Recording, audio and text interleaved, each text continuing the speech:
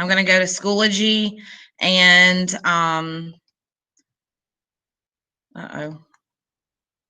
let's go into English 9.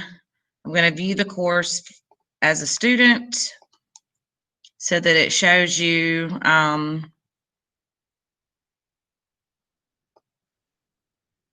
you don't see, you'll see it as a student. So, all right. So for this week, on Wednesday, you can go over the flashcards to remind you of the story that we read yesterday, New Directions. After that, you have a short quiz. It's only 5 questions, but they are all open-ended questions. So make sure that you're, if you need to go back and re-listen to the story, you can, and pay attention to those flashcards. Then you can do the quiz. After that, you have a Nearpod and a figurative language review. It's just like a little Quizlet video. And after that, you can do that Nearpod. And that's really all that I have for you today. Does anyone have any questions? All right, well, while I have you all here, I'm going to go over some of the figurative language with you, just to kind of give you a jump start. So I'm gonna need you to interact with me. I'm gonna call on a person and ask them to give me an example or either the definition of, a type of figurative language. What about Ainsley? What is a metaphor? A metaphor is comparing things without using like or as. Yes, exactly. So it's kind of like, or a good example would be, saying, I'm going to be a star one day. Well, we know that you're not literally going to be a star in the sky, but that's a metaphor for you're going to be famous.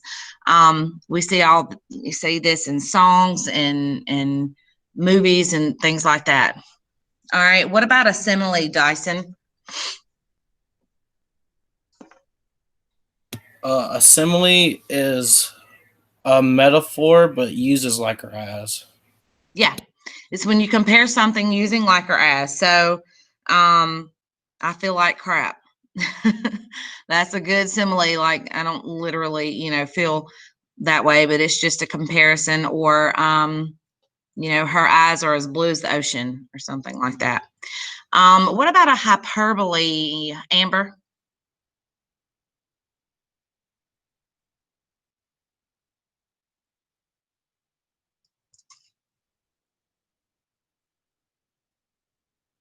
Okay, you can message it to us. That's fine.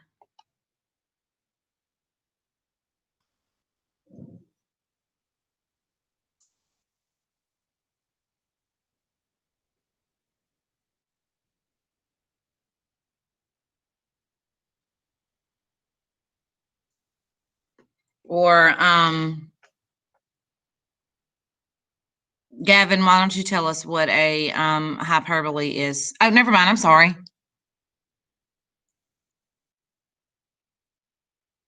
Yeah, that's a good example. It's like saying, someone saying they told you to clean your room 1,000,000 times. Yes, it's an extreme exaggeration. They haven't literally told you to clean your room 1,000,000 times, but they just told you to clean their room and they're exaggerating. That's a good example. All right. What about personification? Can someone give me an example or the definition of personification?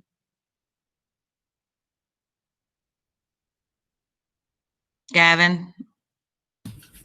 Like saying like the wind danced. Yeah.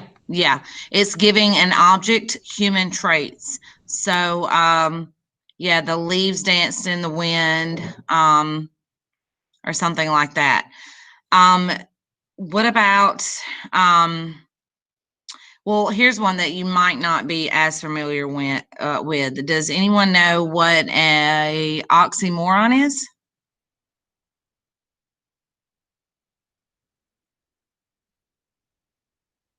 No?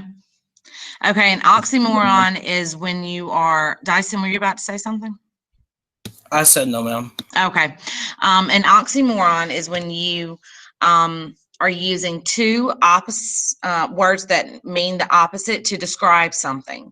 Or so it's a phrase of two opposite words describing something. For example, I might say, hey guys, last night I went out to eat and I ordered jumbo shrimp. Jumbo shrimp is an oxymoron. Can someone tell me why?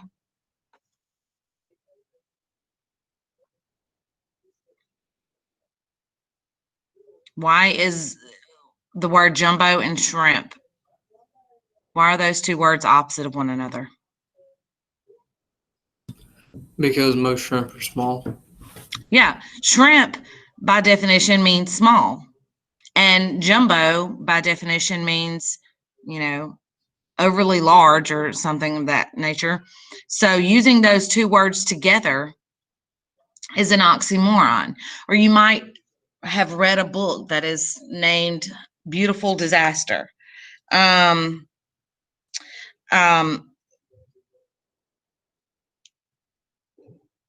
and I think that's about it that I want to go over with you right now. So you can go ahead and get started on your flashcards. And remember, once you open the test, you cannot exit, and it is timed. So and also remember to go to week 2 folder to access your activities.